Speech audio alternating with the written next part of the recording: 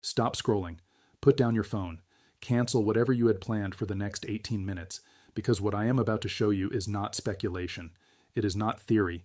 It is mathematical proof that the entire precious metals market, the foundational pillar of hard asset wealth that governments and central banks have sworn is safe and sound, has been running on fraudulent ledgers and fabricated data for longer than anyone wants to publicly admit. And the evidence is not hidden in some classified document or leaked email.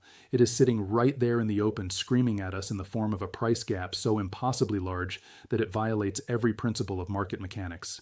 This is not a prediction about what might happen next week or next year. This is an autopsy of what died this weekend while you were sleeping. Ladies and gentlemen, this is the Asian guy, and I need you to understand that in the last 72 hours, the bridge connecting paper precious metals to physical reality has been severed. The numbers prove it, the spreads confirm it, and Monday morning when markets reopen, we are going to witness one of two outcomes. Either the most violent repricing event in modern financial history, or the first documented force majeure declaration on a major commodity exchange in peacetime. There is no third option. Let me start with the evidence because this is not about fear. This is about pattern recognition. Saturday morning, January 31st, 2026.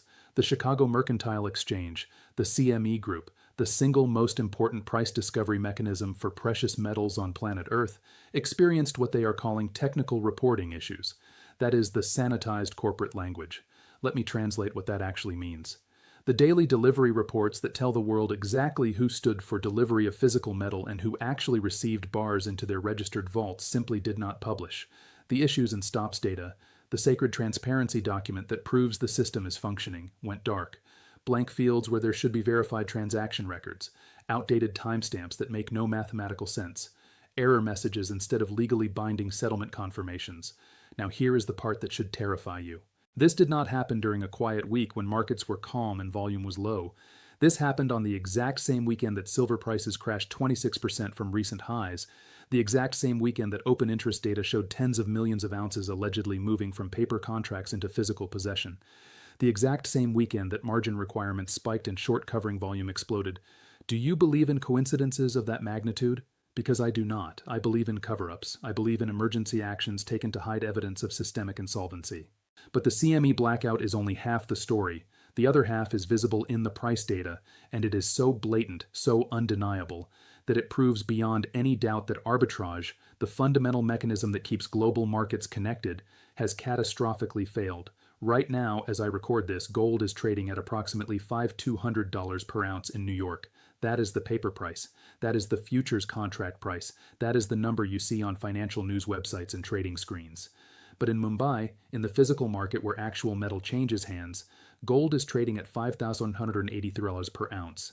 Subtract those numbers. The spread is $283, not $2.83, not $28.30, $283 per ounce. That is a 5.4% premium for physical metal over paper contracts, and it has been sitting there wide open for more than 6 consecutive hours. Let me explain why this is apocalyptic. In a normal functioning market, high-frequency trading firms, the algorithmic hedge funds, the proprietary trading desks, they spend hundreds of millions of dollars building infrastructure to exploit price differences measured in fractions of a penny. They lay fiber optic cables across entire oceans just to shave 3 milliseconds off their data transmission time, 0.003 of a second.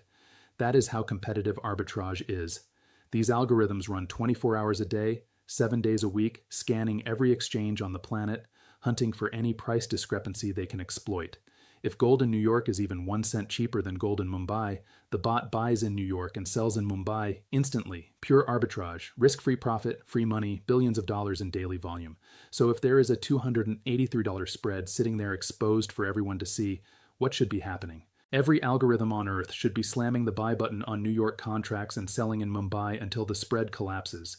It should close in seconds, maybe minutes if the systems are slow, but it has not closed. It has been gaping open for 6 hours, and it is widening. There is only one explanation. You cannot move the metal. Arbitrage requires 2 steps. Step 1, buy the cheaper paper contract in New York. Step 2, stand for delivery, take physical possession, ship it to Mumbai, sell for higher price, collect the spread. The algorithms are attempting step 1. They are slamming into a wall at step 2. The computers know that if they purchase the New York contract and demand delivery, they will never receive the gold. They understand that technical issues is corporate code for we do not have the metal. The bots have been switched off. Liquidity providers have evaluated counterparty risk and determined it is infinite. Arbitrage is dead. When arbitrage dies, the global market dies. We no longer have a unified global price for gold. We have a New York price, which is fictional, and a Mumbai price, which is real. The United States market has become an isolated island, and this is not limited to gold. Look at silver. The spread between London spot price and Hong Kong physical has exploded to $13 per ounce. That is more than 10% of the base price. Under normal conditions, the spread is 10 cents. $13 is catastrophic. The metal is physically trapped. Silver in Hong Kong is hoarded behind barriers that arbitrage cannot penetrate. The flow has stopped. Velocity has hit zero. This is systemic cardiac arrest. Now let me show you why this happened and why it happened now. For the last 90 days, the cybersecurity industry has been screaming warnings about massive infiltration of American critical infrastructure. Water systems, broadband networks, power grids. The media called it pre-positioning, planting logic bombs to shut down electricity if war broke out. But analysts missed the real target, the settlement layer, the financial nervous system that processes trillions of dollars in asset transfers every single day. Here's the nightmare scenario that is circulating on encrypted intelligence channels right now. What if the CME blackout is not a malfunction? What if it is a deliberate feature? What if a state-sponsored hacking collective known by the codename Salt Typhoon did not breach the exchange to destroy it in some dramatic headline-grabbing cyber attack, but instead infiltrated it to systematically loot it from the inside? Think about the strategic brilliance. You penetrate the matching algorithm, the core code that determines which buy order gets matched with which sell order in the delivery queue. You insert a ghost protocol, an invisible subroutine that silently prioritizes your delivery orders above everyone else. You extract physical metal from registered vaults bar by bar, ton by ton, and move it into accounts controlled by shell entities with anonymous offshore ownership structures. But simultaneously, you suppress the reporting mechanisms. You manipulate the data feed so that vault inventory numbers look stable, look normal, while you are actually bleeding the system dry in real time. The security cameras show a loop, business as usual. Meanwhile, you are loading trucks in the back and driving away with the treasure. This explains the blackout. The CME cannot publish accurate reports because when they ran a physical inventory audit and reconciled the database with actual reality, the numbers did not match. The computer said 5 million ounces of gold should be in registered vaults. The actual shelf count came up catastrophically short. They cannot publish that discrepancy because it would trigger an instantaneous global bank run, so they declare technical issues. They buy themselves 48 hours to either locate the missing metal, fabricate ledger entries to cover the gap, or beg the Federal Reserve for an emergency bailout while the media is not watching. But while they scramble behind closed doors, the market is already smelling blood. When a clearinghouse hides its numbers, it means the clearinghouse is insolvent, and the proof is visible in the price spreads. That 283 gap on gold is not inefficiency. It is the market pricing in theft. Sophisticated money knows the metal is gone. They know the registered inventory numbers are fabricated. Every paper contract trading in New York is now a claim on an empty vault. The cyber conflict has evolved from stealing information to stealing atoms. And if this theory proves accurate, Monday morning is not a volatility event. It is a crime scene investigation. Now here is where it gets even worse. The reporting blackout in Chicago is only half of the trap. To understand why arbitrage is completely dead, why the 283 spread refuses to close, you have to examine what is happening on the other side. Hong Kong. While the CME went dark due to technical issues, major bullion banks in Hong Kong suddenly decided that this weekend, in the middle of a global liquidity crisis, was the perfect time for system upgrades. Reports from Asian traders confirm that HSBC Hong Kong and several major custodial vault operators have effectively frozen operations. Try to withdraw physical silver today. Request denied. Try to allocate gold bars for international export. System shows pending indefinitely. The official explanation is emergency cybersecurity maintenance and compliance updates. Sounds routine, sounds boring. But this is not maintenance. This is financial siege warfare. Let me show you the legal mechanism they are using. There is a piece of legislation that slipped beneath the radar but has now become the most powerful document in global finance, the Protection of Critical Infrastructure Ordinance. Full enforcement began January 1, 2026. It grants government authorities sweeping emergency powers to seize control, shut down, or freeze any system classified as critical infrastructure during declared cybersecurity threats. What qualifies as critical infrastructure? Financial clearing systems, precious metals vault networks, digital settlement layers. Now connect the sequence. Cyber attack allegedly by Salt Typhoon strikes the United States financial system. CME goes dark. Authorities in Hong Kong immediately declare elevated threat levels, citing global cyber instability. They invoke the ordinance. They instruct banks to lock down, no digital transfers, no physical movements. They claim they need comprehensive audits to ensure no malicious code has penetrated vault management software. Perfect legal camouflage. They are not defaulting. They are not announcing that they lack the silver to meet withdrawal requests, which would trigger panic and bank runs. Instead, they are claiming they are protecting you, securing the system against foreign hackers. Just pausing withdrawals temporarily while they scan for malware. Might take a week. Might take a month. Brilliant strategy. It stops the hemorrhaging without admitting they are bleeding. What this means in practice is that China has effectively nationalized every ounce of silver sitting in Hong Kong facilities right now. Metal checks in. Metal does not check out. Financial Roach Motel. This is why the spread is $13. The market understands that silver in Hong Kong is trapped behind a digital iron curtain. London traders are screaming for physical supply. They are willing to pay massive premiums. But Hong Kong vault managers just point to their screens, shrug helplessly, and say, sorry, system lockdown, government orders, cannot open the door until malware scan completes. Meanwhile, while surveillance is offline, that metal is being quietly retitled from Western custodial ownership into Eastern strategic reserves. The timing is undeniable. United States reporting goes dark the exact same weekend Hong Kong implements vault lockdowns, coordinated pincer movement. The West conceals empty vaults by shutting down transparency. The East locks the gates on the accumulated hoard. Trapped in the middle is the global supply chain, suffocating. No liquidity, no flow. Overnight transition from just-in-time delivery to just-in-case hoarding. Now consider the Monday implications. Think about the short sellers, the hedge funds that have been betting against silver. They are experiencing absolute terror right now. To close a short position, to exit, you need to deliver physical metal or buy back contracts. But where do you source the metal? You cannot get it from the CME because they lost their data and probably their inventory. You cannot source it from Hong Kong because they are under emergency maintenance lockdown. You are trapped inside a burning building with no exits. Pressure is building with no release valve. There is no physical mechanism left to equalize the price. The only variable that can adjust is the paper price. It must move vertically to reflect the fact that the asset has become unobtainable. We are staring at a potential force majeure declaration. That is legal terminology for act of God. It is a clause in commodity contracts that states, if we cannot deliver the metal due to unforeseen circumstances, like a cyber attack, we are not obligated to perform. We simply pay you cash settlement instead. But at what price? The fraudulent New York price of $5,200 or the authentic Mumbai price of $5,183? The litigation over settlement price is going to be the bloodiest legal war in financial history. And it begins the moment the opening bell rings Monday morning. Here is my prediction for Sunday night when electronic markets resume trading. Violent repricing event. I see a genuine possibility of silver gapping up $20 in the first 10 minutes of trading. Not 20 cents, not 20%. $20 per ounce. Why? Because the first trade will not be speculation. It will be panic covering. Imagine you manage a hedge fund. You are short 500 silver contracts. You left Friday feeling confident because price had crashed to $90. Then over the weekend you saw CME data vanish, Hong Kong lockdowns activate, spreads explode. You realized you are short an asset that does not exist in available supply. You must cover immediately or face forced delivery of metal you cannot purchase at any price. So at the opening bell you slam the buy button. Market order. Do not care about price. Just want out. What happens when everyone hits the same button at the same microsecond? Who is selling? Nobody. Arbitrage bots are offline because of the hack. Mining companies are withholding supply because they smell blood. Dealers are under maintenance. So the buy orders collide with a vacuum of sell orders. Price must jump vertically to whatever level someone finally agrees to sell. That might be $120.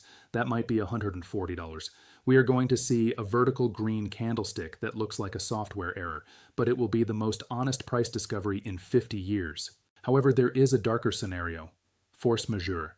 If the CME genuinely cannot reconcile their books, if the Salt Typhoon breach corrupted ownership records to the point where they cannot determine who owns which bars, they have a nuclear option. Declare force majeure event. Suspend trading. Force every contract holder to accept cash settlement. Announce we cannot deliver the gold. Here's a check for Friday's closing price. Try to pay you $90 for silver that is trading at $130 in Shanghai. The ultimate rug pull. Default the futures market without calling it a default. Eliminate the short squeeze by changing the rules mid-game. If this happens Monday, if you see trading halted or cash settlement only notifications, do not celebrate the check. That check is a confession that the paper market has catastrophically failed. Your contract was never a legitimate claim on metal. It was a claim on a broken promise. And if they force cash settlement, what will people do with that fiat currency? Panic. Sprint to the physical market to purchase actual bars. But the physical market is already empty, so the street price of tangible metal will completely detach from the settled price of the broken exchange. We will live in a world where the CME price is frozen at $90, but you cannot purchase real silver for less than $200. Bifurcated reality. This Monday chaos is the inevitable consequence of the hack. Whether it was a genuine foreign attack or a false flag operation designed to provide cover for insolvency is irrelevant. The result is identical. Trust is shattered. The bridge is burned. The global market is now a collection of warring islands. Monday morning, the paper island inhabitants will attempt to escape to the physical island. They will discover the boats have been burned and the ports are closed. When you see Monday headlines blaming extreme volatility on cyber instability, translate that. It means the run has started. Short sellers are trapped with no exit. Price is attempting to find a new equilibrium where paper is no longer accepted as a legitimate substitute for metal. The $283 spread will not close by the United States price gradually drifting upward. It will close by the United States price exploding vertically to match reality. Or the United States market will simply cease functioning entirely, and we will all quote the Shanghai price from now on. So here is the verdict. We have examined the evidence. Dark data at the CME. Impossible spreads that defy market mechanics. Hong Kong vault lockdowns under cybersecurity pretexts. Looming Monday chaos. What do? How do you survive a cyber financial war? You do not fight it with code. You fight it with atoms. Understand that in modern finance, a cyber attack has become the ultimate get-out-of-jail-free card for bankrupt institutions. A bank runs out of money under normal circumstances. It must declare bankruptcy. Messy. Public. Congressional hearings. People go to prison. But if that same bank gets hacked, suffers a critical infrastructure event attributed to a foreign adversary like Salt Typhoon, suddenly they are not incompetent. They are victims. Freezing withdrawals is not a default. It is a prudent safety measure. We have your money, we promise. We just cannot allow you access right now because we need to scrub our servers for Chinese malware. Might take a week, might take a month. This is what we witnessed this weekend. The technical issues at the CME are not a glitch. They are a shield. The maintenance in Hong Kong is not an update. It is a lock. They are using the cyber warfare narrative to implement capital controls without legislation. They are freezing the emergency exits because the theater is on fire and they do not have enough fire extinguishers. That $283 spread is the smoke billowing from underneath the door. If you hold a paper ETF, an unallocated pool account, a futures contract, you are in the danger zone. You are clutching a claim ticket for a coat check that burned down. When force majeure hits, when the system finally admits the metal was never there, your claim ticket becomes worthless. Best case scenario, they pay you out in rapidly depreciating fiat currency, while actual metal trades at premiums you cannot access. The lesson of this weekend is brutal but simple. If you cannot hold it in your hand, you do not own it. If a counterparty stands between you and your wealth, that counterparty is now a single point of failure. The hack proved that digital ledgers can be erased, manipulated, switched off with a keystroke, but you cannot hack a physical silver coin sitting in your safe. You cannot erase a gold bar with malicious code. You cannot remotely turn off the buy button on metal that exists in three-dimensional reality. This is why the spread exists. The market is pricing in counterparty risk. It is telling you that an ounce of gold in your hand in Mumbai is worth $283 more than a promise of gold in a New York vault that may or may not actually contain metal. The market is screaming at you. Exit the system. Convert your digital illusions into physical reality before the cyber lockdown becomes permanent. We are entering an era of systemic partition. West going dark. East locking down. Liquidity vanishing. Monday morning, price is going to attempt to find truth. And the truth is going to be expensive. The truth is that there is not enough metal in existence to honor all the paper promises that have been made. The hack did not create the shortage. The hack revealed it. Do not be distracted by the Salt Typhoon headlines. Do not get lost in technical jargon about reporting errors and system maintenance. Focus on the signal beneath the noise. The signal is that the vault is empty. The exits are closing. The only safe harbor is the one you build yourself with physical metal in your own possession. This is the Asian guy. The data is dark. The spread is real. The verdict is in. Get your metal out of the system before the system locks you out permanently.